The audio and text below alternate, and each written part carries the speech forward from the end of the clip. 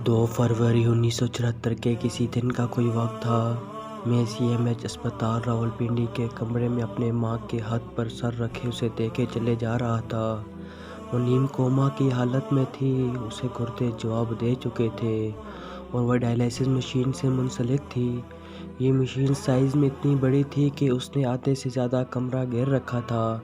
उस ज़माने में ये मशीन कोई इलाज न था, बल्कि वो सिर्फ एक वक्ती मोहलत मुहैया करती थी, जिसके इस्तेमाल के दौरान गुर्दों को दोबारा चलाने की कोशिश की जाती थी। एक मोहम सी उम्मीद होती थी कि शायद ऐसा हो जाए कि एक ही जगह सर रखे रहने से मेरी गर्दन दुखने लगी थी। मैंने सर उठाया और माँ का हाथ पकड़ लिया। आज उसके हाथ में फ़िरोज़े की वो अंगूठी नहीं थी, जिसे जब भी मैं उसका हाथ पकड़ता तो घुमाता रहता। मुझे ऐसा करना बहुत अच्छा लगता था। अस्पताल वालों ने माँ को अस्पताल में दाखिल करते वक्त उसे उतरवा दिया था। मैंने जो ही उसका हाथ पकड़ा तो बचपन की सारी फिल्म आंखों में जैसे घूम रही थी। वो बुर्का पहनती थी और जब भी बाजार जाती मैं जिद करके उसके साथ जाता। सारे रास्ते उसका हाथ पकड़े रखता। वो दुकानदार को पर्स से पैसे देने के लिए जब चंद लम्हों के लिए भी मेरा हाथ छोड़ती तो मुझे बहुत खौफ होती। न जाने क्यों मुझे बचपन ही से हर लम्हा ये खौफ रहता था मैं उससे कहीं बिछड़ जाऊं। मेरे वालिद उस ज़माने के मर्दों की तरह सख्त मिजाज थे। इसके अलावा फ़ौज की नौकरी और इंतहा दर्जा की दयानतदारी ने उनकी सख्त गहरी में कुछ इजाफा कर दिया था। दयानतदारी ऐसी थी कि फ़ौज के स्टेशन सप्लाई डिपार्टमेंट, जहां से फ़ौज को असला के अलावा हर चीज़ सप्लाई की जाती है, कि उसी होने के बावजूद घर में जो रोज़ाना की सब्ज़ी भी आती थी वो भी कीमतन आया करती थी। अब इतने अरसे बाद जब मैं पीछे मुड़ के उन दोनों के बारे में सोचता हूँ तो एहसास होता है कि वालिद शायद ज़्यादा सख्त मिजाज के नहीं थे। सिर्फ यूँ था कि मेरी माँ बहुत नाजुक थी। इसकी वजह यह थी कि वो सिर्फ 5 साल की थी जब मेरी नानी फौत हुई। इस महरूमी ने उसे ऐसा बना दिया था। शायद उन दिनों माँ का दुख सिर्फ एक था कि घर में न रुकने वाली मेहमानदारी और बच्चों को महंगे स्कूल में पढ़ाने के बावजूद महीना के आखिर में वालिद की तनख्वाह हमेशा कम पड़ जाती थी। मैंने कई मरतबा अपनी माँ को इस परेशानी में छुप छुप के रोता देखा। इसलिए मेरी ज़िंदगी के सबसे खूबसूरत नौकरी में की गई उस पहली नौकरी के वो 2-3 महीने हैं जिनमें मैं अपनी 120 रुपये की तनख्वाह में से 70 रुपये अपनी माँ की हथेली पर रखता था। ऐसे में उसका चेहरा खिल उठता था। तब मैं सोचता था कि बस एक मरतबा मैं अपने पैरों पर खड़ा हो जाऊं तो मैं कभी अपनी माँ को रोने नहीं दूंगा। मैं एक फेमिनिस्ट हूँ और मुझे फेमिनिस्ट किसी NGO या औरतों के आर्मी दिन ने नहीं बनाया, बल्कि खुद मेरी माँ की आंख से गिरते हुए आंसू ने बनाया है। इसीलिए फेमिनिस्ट सती ही नहीं है, मेरे लिए उसका रोना बर्दाश्त से बाहर था। उसे यूँ होता देख के मैं रोने लगता तो वो हमेशा मुँह से शील की आवाज़ से मुझे चुप हो जाने का कहती। ये जैसे अक्ल शख्स में शायरी और अदब का जो थोड़ा बहुत शौक़ है उसी से आया है। मेरी अपनों में सिर्फ वही तो थी जिसे मेरे शहर याद थी।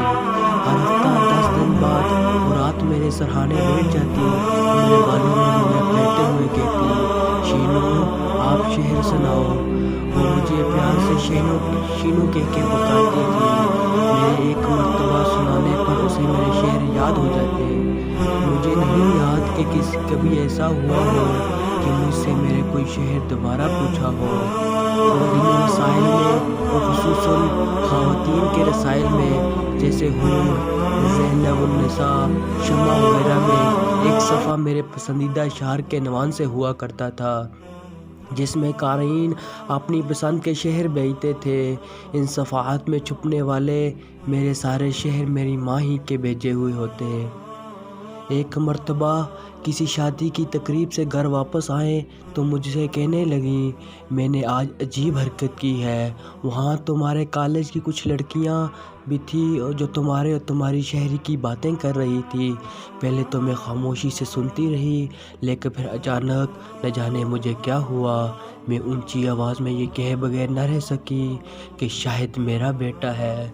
जोर मेरा बेटा पे था। मशीन वक्फा वक्फा से चलती और बंद हो जाती और उसके डायलिसिस नतीजे में पड़ने वाले सूती फ़र्क बार बार मुझे चूम के यादों से सफ़र से वापस ले आता। अजीब बात है कि मैं किसी से प्यार का इजहार उस शख्स का असल नाम लेके नहीं कर सकता। मुझे चाहे मोमो, मोमी, बीजू, आलू की दुम, लव नेम कोई ना कोई वगैरह, मेरे बेटियां भी मेरे लिए मुझू और मुंज हैं। जिन दिनों में कॉलेज में पढ़ता था तो मैंने माँ को बग्स बनी कहना शुरू कर दिया। इस पे वो हंसती और यही कहती, देखो क्या ज़माना आ गया है, अब औलाद माँ को खरगोश समझती है। इस नाम के रखने की गालबन वजह यही थी कि मुझे कार्टून बहुत अच्छे लगते थे और हैं, और वो इसलिए कि चाहे उन पे बम फट जाए, गाड़ी से टकरा जाएं, रोड रूलर के नीचे आकर पिचक जाएं, कुछ भी हो जाए वो मरते नहीं। मुझे क्या इल्म था, मेरा बग्स बनी तो इतना पायदार नहीं है। ये अलग बात कि वो मुझ में अब भी जिंदा बोलती है। उसे भी शायद गर्म चाय पीने का शौक़ था, मैं भी ऐसा ही करता हूँ। उससे भी उबली हुई आलू पे नमक और सुर्ख मिर्च डाल के खाना पसंद था।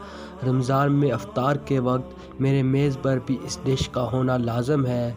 वो भी बिस्तर पे सीधा सोती थी, मैं भी सीधा सोता में से था, और वो अब भी मुझ में है। वो मेरे सामने अस्पताल के सफ़ेद बिस्तर पर सीधा सो रही थी।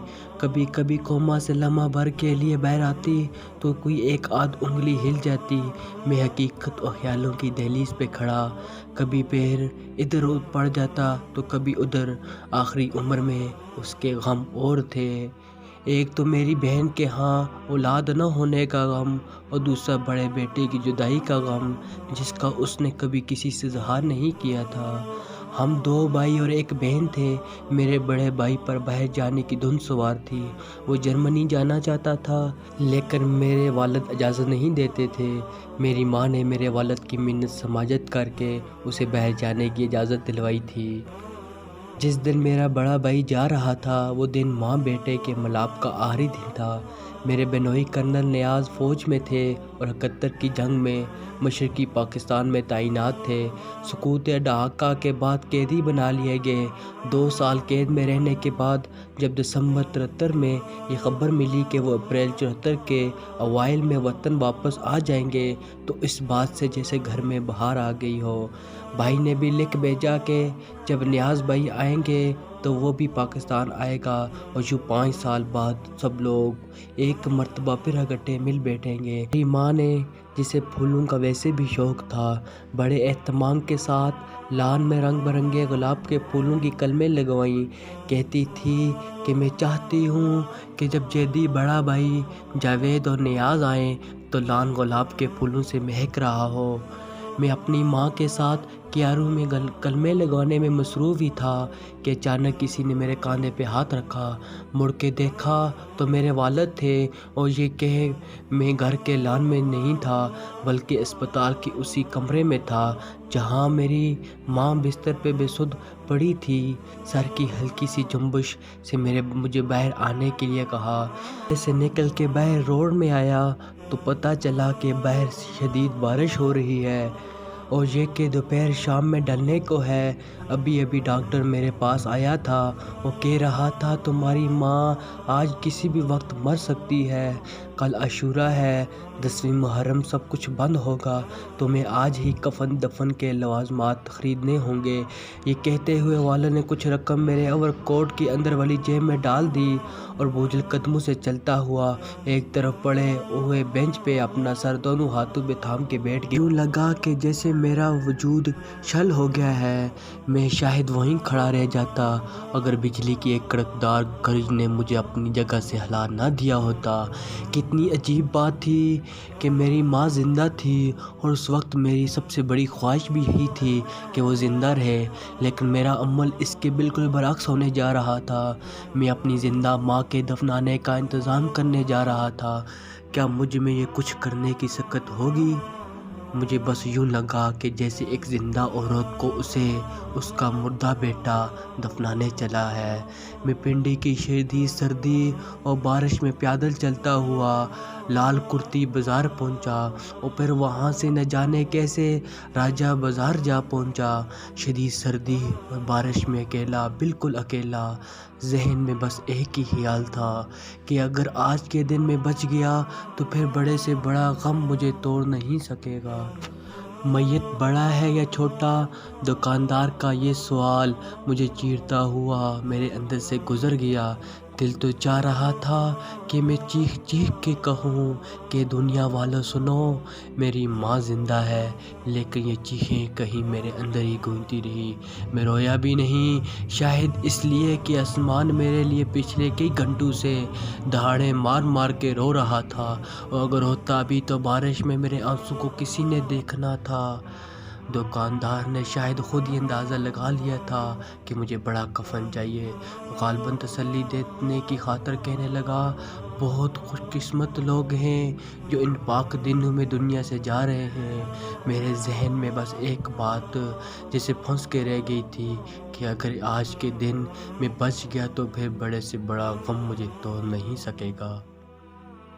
کفن دفن کی چیزیں گھر رکھ کے جب میں دوبارہ اسپتال پہنچا تو جیسے میری ماں میرا ہی انتظار کر رہی تھی۔ آخری آواز جو اس کے ہونٹوں سے نکلی وہ میرا نام تھا، لیکن پورا نام نہ لے سکی۔ ایک خفیف سی شیش سنائی دی، جیسے مجھے کہہ رہی ہو، دیکھو شینو، میرے بعد رونا نہیں۔ بالکل اسی طرح جیسے بچپن میں مجھے میرے رونے پر چیخ کر کے چپ کرایا کرتی تھی۔ بچپن سے میرے دل میں مجھ سے ماں کا ہاتھ چھوٹ جانے کا خوف آج سچ ثابت ہو رہا تھا۔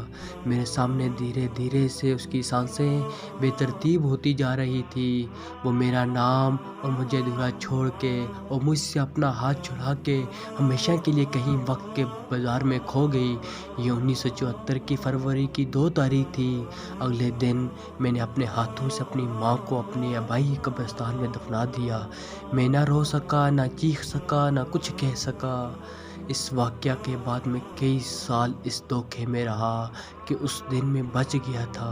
ماں کے دفن ہو جانے کے کچھ دن بعد بھائی بھی جرمنی سے آیا اور 1.5 مہینے بعد نیاز بھائی بھی کیس سے چھوٹ کے آ گئے، لیکن وہ جس نے ان کی راہ میں گلاب اگائے تھے وہ نہ رہی۔ گھر سے جنازے کے نکلنے کی افراتفری میں لان کے سارے پھول بکھر گئے۔ موت زندگی کی سب سے بڑی حقیقت ہے، لیکن جو چیز اسے ٹریجڈی بنا دیتی ہے وہ اس کی ٹائمنگ ہے۔ کچھ نہ کچھ ہمیشہ ادھورا رہ جاتا ہے۔ جب چھوٹے بچے گرتے ہیں تو شروع میں تو وہ روتے ہیں، لیکن اگر دیکھے کہ کوئی توجہ نہیں دے رہا تو چپ ہو جاتے ہیں۔ آہستہ آہستہ پیروں کے بل کھڑے ہو جاتے ہیں اور چل دیتے ہیں۔ زندگی بھی یہی کرتی ہے، گرتی پڑتی آخر خود ہی معمول پہ آ جاتی ہے۔ 1989 کی ایک صبح میں نے اپنے کمرے میں ناشتہ کے دوران پاکستان ٹائمز اخبار میں خبر پڑھی تو وہ چیخیں جو ماں کے کفن کا سامان خریدتے ہوئے کہیں میرے اندر ہی رہ گئی تھی، دہاڑ سے ساری کی ساری باہر نکل آئی۔ میں زندگی میں کبھی اتنا نہیں رویا جتنا اس دن میں دہاڑے مار کے رویا۔ سب گھر والے پریشان تھے، لیکن ان کے پوچھنے پر بھی میں کچھ نہ بتا سکا۔ وہ لوگ میرے رونے کا اخبار اور اس میں چھپی ہوئی خبر سے کوئی ربط جوڑ سکے یا نہیں کچھ پتہ نہیں۔ اخبار میں جعلی حروف میں لکھا تھا، first successful kidney transplant operation performed at CMH Rawalpindi. ایک بار پھر 2 فروری کی شام ہے، سال ہے 1992۔ وہی CMH راولپنڈی کا اسپتال ہے۔ میں اور میرا بھائی اسپتال کی پارکنگ میں گاڑی میں بیٹھے ہوئے ہیں۔ گاڑی سگریٹوں کے دھوئیں سے بھری ہوئی ہے۔ میری بیوی لیبر روم میں ہے اور مجھے 1974 کے اس دن اور آج کے دن کی مماثلتیں بے چین کیے ہوئے ہیں۔ دھند کی وجہ سے کچھ نظر نہیں آ رہا۔ دل تسلی دیتا ہے کہ دیکھو، اسپتال، تاریخ اور مہینہ وہی صحیح، لیکن آج تم اکیلے تو نہیں۔ بھائی جو ان دنوں جرمنی میں تھا آج تمہارے ساتھ ہے، بارش بھی تو نہیں ہو رہی، بس دھند ہے، وہ بھی تھوڑی دیر میں چھٹ جائے گی۔ میں تھوڑی دیر بعد اسپتال کے اندر جاتا، لیکن لیبر روم سے کوئی اطلاع نہیں ملتی، پھر آ کے گاڑی میں بیٹھ جاتا۔ آخر کئی اذیت ناک گھنٹوں کے بعد پتہ چلتا ہے کہ اللہ نے مجھے بیٹی عطا کی ہے۔ کیا عجیب بات ہے کہ جس مہینے کی جس تاریخ جس اسپتال میں میں نے اپنی ماں کو کھو دیا تھا، اسی مہینے کی اسی تاریخ اور اسی اسپتال میں مجھے قدرت کی طرف سے ایک لازوال تحفہ عطا ہوا۔ میں نے جب اپنی بیٹی کو اپنی باہوں میں اٹھایا اور چوما تو مجھے کئی سارے